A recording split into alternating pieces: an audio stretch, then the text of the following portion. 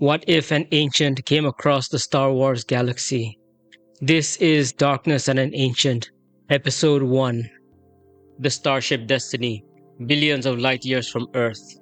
The Alteran Starship Destiny was silent as it sped through a modified hyperspace tunnel. At least, the interior hallways of the ship were silent, which was not at all surprising since the vessel was unmanned. The Altera, who are supposed to board the ship, never did, especially after they began focusing their research on another new area of interest, Ascension, soon after Destiny's launch. The silence surrounding the ship was exactly what Athena desired as she moved through the dark hallways of the ancient vessel built by her ancestors millions of years ago. The ship's internal sensors did not register her presence, and she intended to keep it that way, since any attempt by the ship to initiate life support systems would divert power from the hyperdrive engines currently pushing Destiny through the modified hyperspace tunnel toward another galaxy. As it was, Destiny was nearly through the galactic void and into the next galaxy, one billions upon billions of light years away from where the ship had first launched, the planet her people once called Terra, in the galaxy of Avalon.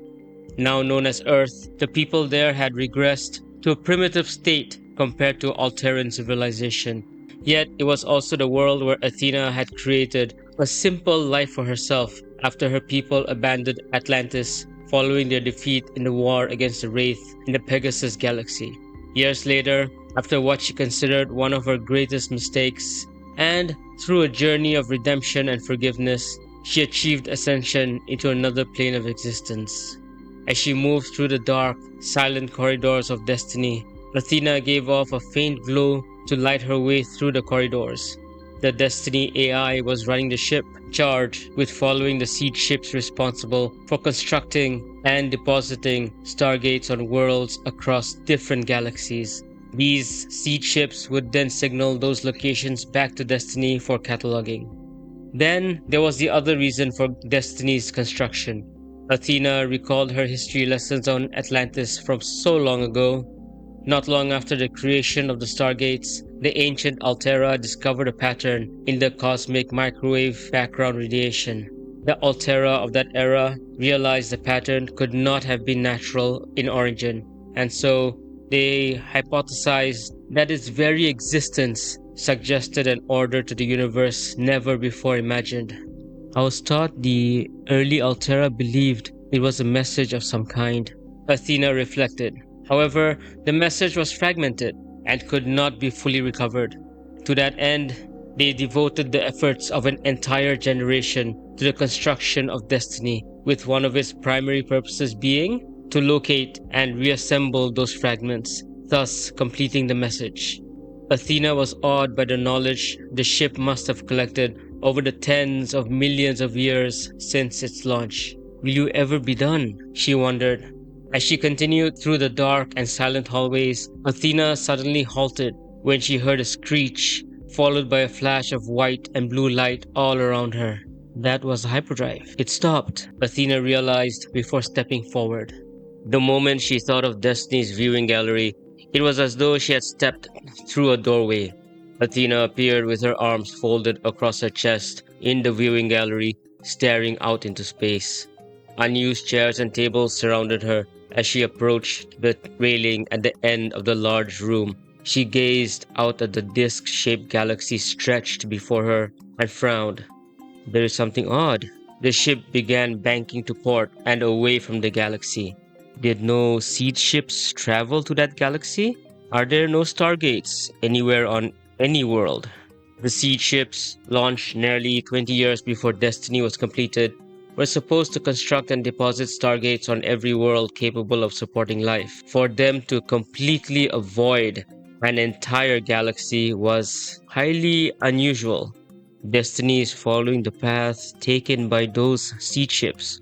So a seed ship must have stopped here, just outside the galaxy, before changing course toward another galaxy? Athena pressed her lips into a thin line before teleporting herself out into space with the massive ship behind her. She glanced over her shoulder as Destiny completed its maneuver while the rear engines glowed a brilliant blue. Moments later, a swirling cloud of blue and white energy formed several meters in front of the ship, caused by a rip in space itself. The rear engines flashed brighter, and Destiny shot into the rupture. Once the rip sealed shut behind it, Athena smiled faintly at the thought that Destiny was continuing its endless journey.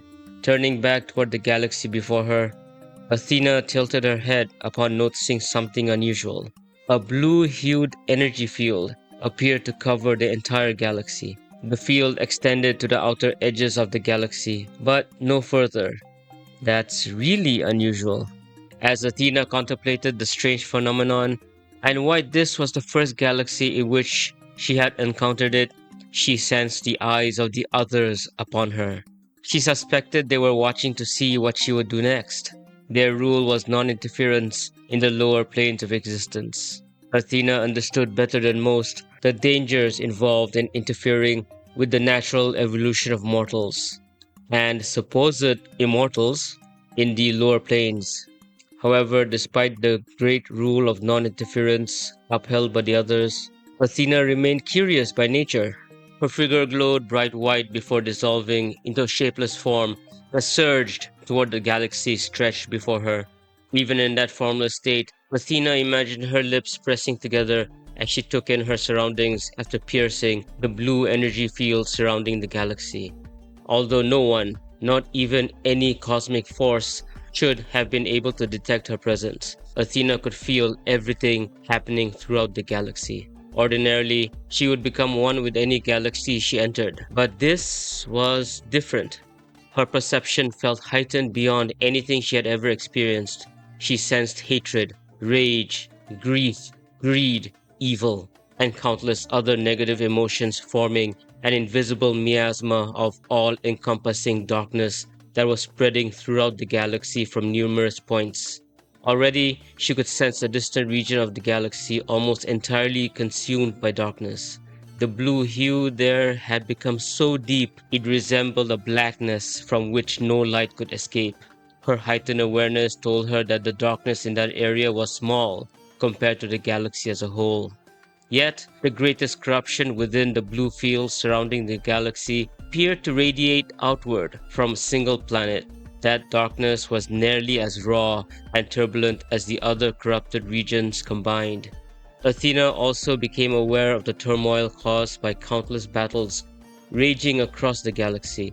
It reminded her of another galaxy several million light years away. That galaxy had also been consumed by war, and the violence there had become so catastrophic that, in the end, only a handful survived out of a population numbering in the trillions. Athena could still remember walking through the blood-soaked streets of the capital planet while ships flew overhead, firing spheres of plasma into the buildings housing the leadership responsible for beginning the genocidal war.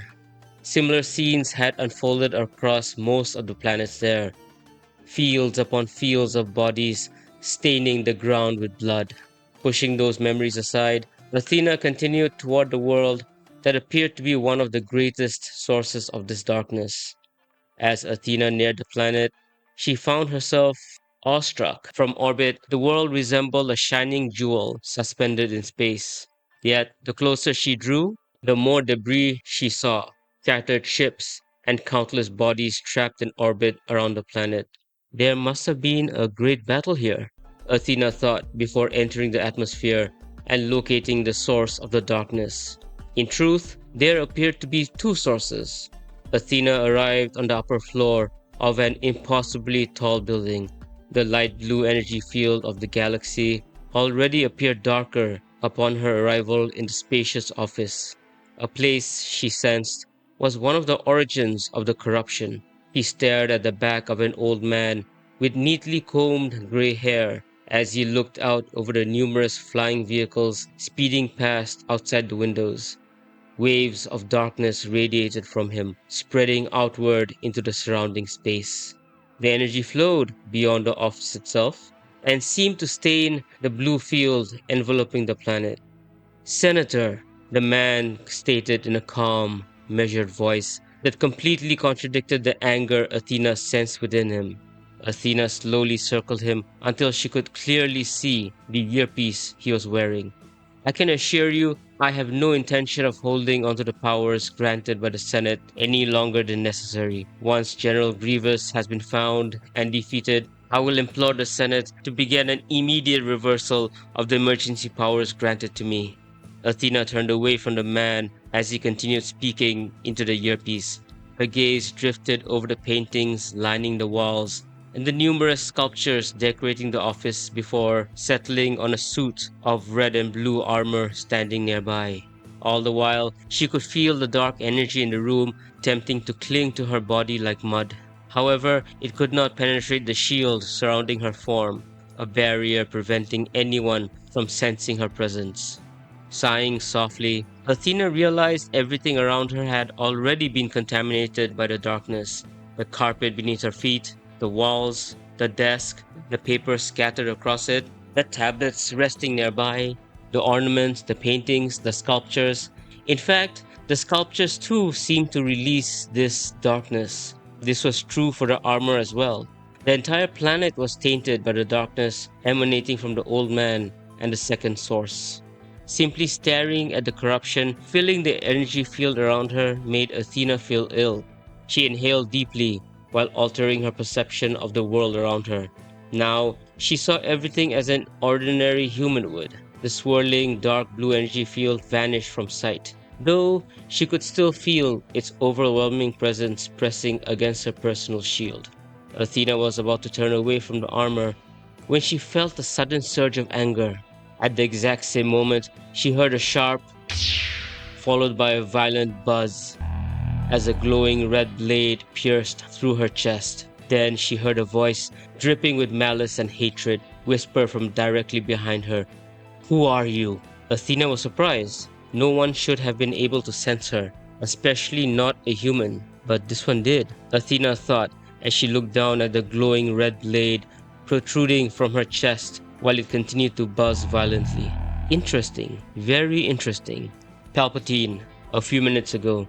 It was during a conference call with the group of senators calling themselves the Delegation of 2000 that Sheev Palpatine, Supreme Chancellor of the Galactic Republic, found himself doing everything in his considerable power not to strangle them through the dark side of the Force.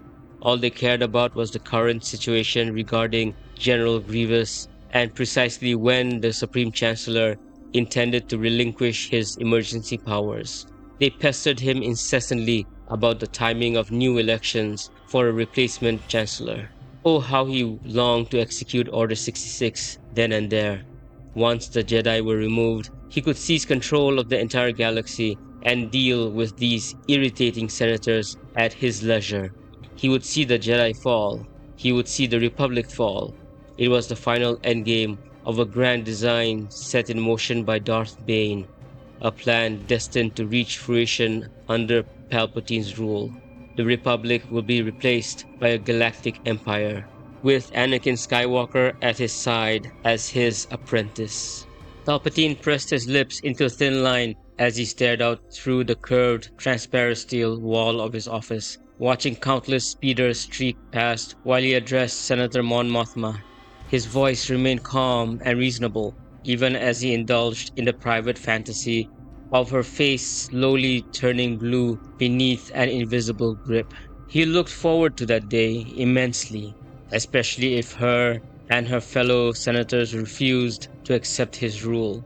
In truth, he would have been surprised if they did, given the endless rhetoric about democracy they so loved to spew. The voices of the other senators echoed faintly in the background, their complaints blending together into an irritating din as Palpatine subtly extended his senses through the Force, searching for their physical location. Moments later, he found it. 500 Republica.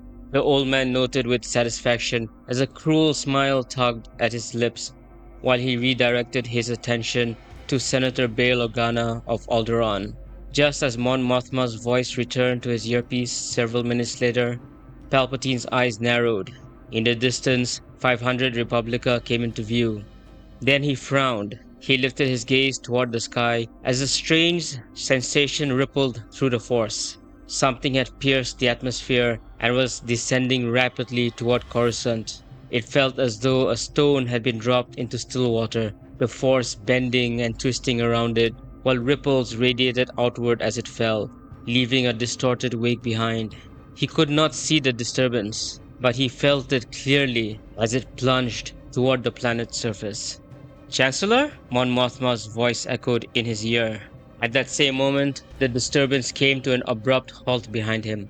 Like a stone settling at the bottom of a body of water, it produced a brief surge in the force before stabilizing.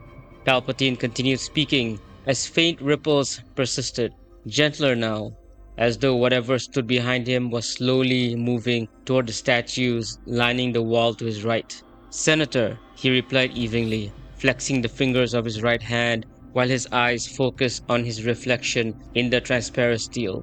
His eyes flicked to the left and then the right, searching for any reflection of the intruder behind him. There was none. Whoever or whatever had entered his office left no reflection at all. How dare someone attempt to sneak upon him? He was the Dark Lord of the Sith, destined to become the most powerful of them all, the one who would utterly annihilate the Jedi. The audacity was infuriating. He buried his anger with practiced ease as he continued addressing Mothma. I can assure you, he stated smoothly, that I have no intention of retaining the emergency powers granted by the Senate any longer than absolutely necessary. Silence followed on the other end of the line. After several seconds, Mon Mothma answered, Very well, Chancellor. We expect to be briefed on the continued search for General Grievous. Of course, Palpatine replied, rage simmering beneath his composed exterior as the thought crossed his mind. How dare she presume to command me? Until then, Senator, have a good day. He reached up and deactivated the earpiece, severing the call. Palpatine remained standing at the window, his gaze fixed on the traffic flowing endlessly through the skies of Coruscant. His eyes flicked back to his reflection before shifting toward the reflected space of his office behind him, still empty. Yet, the presence remained. He sensed movement that was deliberate and controlled. Whoever this being was, they existed outside the Force entirely, a fact that intrigued him almost as much as it unsettled him. Such a creature would be invaluable to capture and to study. He knew that the Force permeated every living being, so sensing someone existing outside it, yet moving through it like a stone through water, was deeply unsettling. There were beings who could hide themselves within the Force. Palpatine considered himself one of those rare and powerful individuals through his mastery of Force cloaking and masking. But what he sensed now was different. There was only a presence, nothing more. No alignment, no current, no signature. Palpatine turned and fixed his gaze on a hidden compartment set into the left side of his desk. Calling upon the Force, he willed it open and drew the concealed lightsaber into his waiting hand. His eyes remained locked on the empty space several feet in front of him. He could feel the ripples there, faint disturbances caused by the unknown entity moving away. It does not see me, nor does it sense me, Palpatine mused as he advanced toward the source of the disturbance. What assassin would fail to strike now? A cold, private chuckle echoed in his mind. An invisible assassin would never succeed against him unless he allowed it. Of all the questions before me, he reflected, the most pressing is, who would dare order this assassination? As he neared the source of the disturbance, the ripples in the Force ceased entirely. Whatever had caused them was no longer moving. Palpatine resolved to extract answers under the harshest conditions imaginable as he stopped mere inches from the source. His gaze fell upon a statue positioned against the wall, aligned precisely with where he sensed the presence. In one swift motion, he ignited his lightsaber and thrust it forward, driving the crimson blade into what he believed was the intruder's back. No scream followed. There was no cry of pain. Silence reigned throughout his office as Palpatine stared at the empty space before him. His lightsaber extended outward, the blood-red blade impaling nothing but air.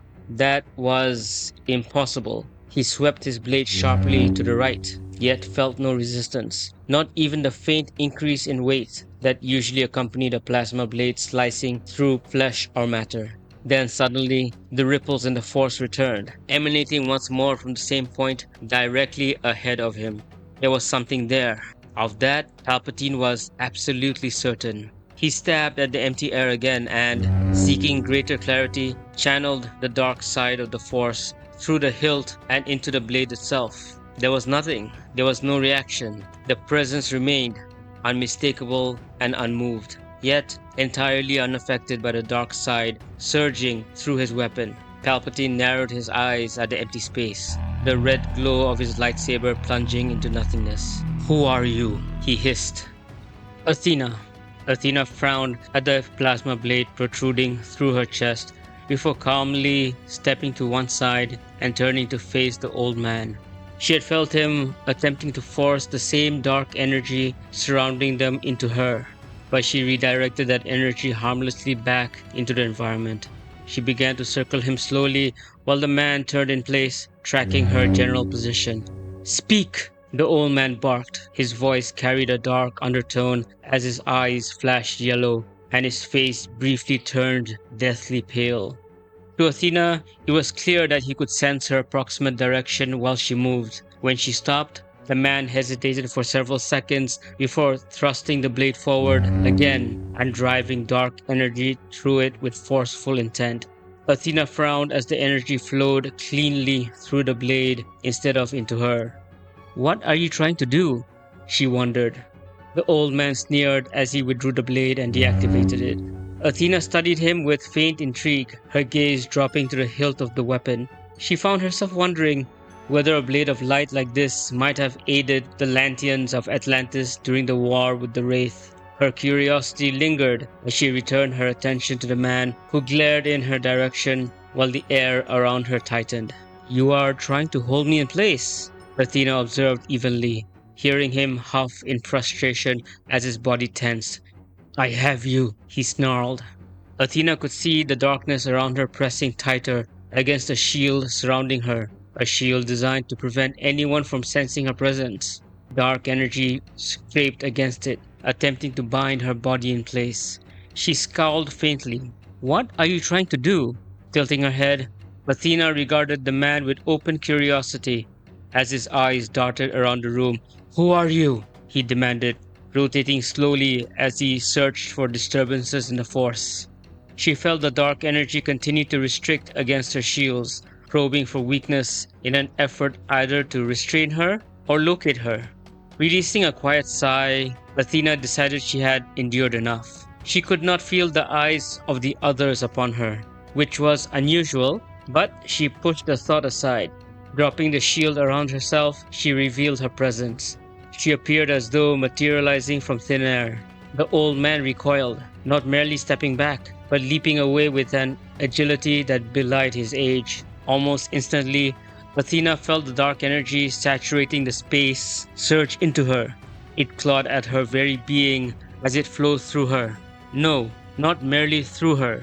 It latched onto the darkness already residing within her. "Such darkness, such power," the old man whispered. His eyes glowed yellow and his lips blackened as they curled into a malicious smile. "Who are you?" Athena met his gaze as she felt cold fingers digging into her mind. He was trying to read her thoughts, to nurture and expand the darkness within her soul. Dark energy coiled around her arms and legs, tending to bind her in place, while more of it forced its way inward. "No matter," the man muttered as he lifted a hand. You seek to hold me," Athena interrupted calmly. With a casual wave of her hand, she forced the swirling dark energy away from her, startling him. She stepped forward just as he reignited the device in his grasp. Athena repelled the strange energy reaching for the darkness within her, while simultaneously flicking her right hand outward and mentally wrenching the glowing bladed weapon from his grip. The blade deactivated midair and slammed into the far wall with a heavy thud before sliding down onto the carpeted floor. Athena glanced at the fallen weapon before returning her attention to the stunned man. With a measured gesture of her left hand, she mentally hurled him against the wall behind him, pinning him several inches above the floor. Rage twisted his face as Athena advanced toward him. Even now, He continued, forcing dark energy into the room in a desperate attempt to push back against her. But she brushed aside his efforts with ease. Stopping only inches away from him, Athena placed a hand against his chest and tilted her head slightly. "Hello, child." She smirked at his defiant sneer as she peeled back the darkest mental shields guarding his mind. "Now," she continued softly, "tell me everything I want to know." To be continued.